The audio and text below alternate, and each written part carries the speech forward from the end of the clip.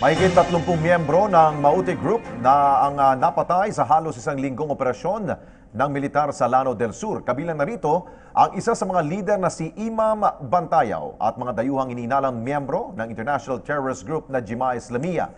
May report si Eunice Monte.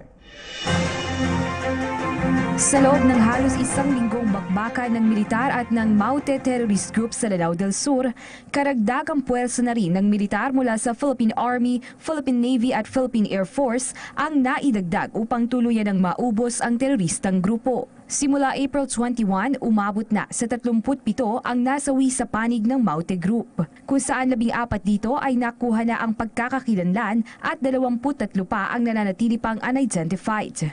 Kabilang sa mga nasawi ang dating miyembro ng Moro Islamic Liberation Front o MILF at isa sa mga leader ng Maute Group na si Imam Bantayaw at ang 3 pang Indonesian at Malaysian na hinihinalang miyembro ng International Terrorist Group na Jemaah Islamiyah. We will make a proper assessment kasi before mga about 120, 130 na lang ang naiwan dyan.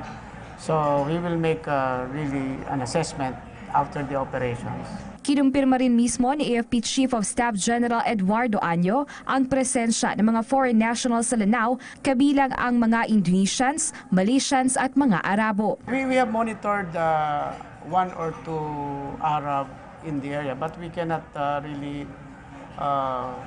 confirm if they are really ISIS personalities. So far, the only ISIS personalities that came here were the Kuwaitis.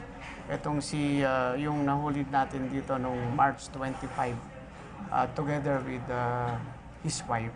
3 sundalo naman ang naiulat na nasugatan habang patuloy ang opensiba alinsunod sa kautusan ni Pangulong Rodrigo Duterte na ubusin na ang nalalabi pang miyembro ng mga teroristang grupo.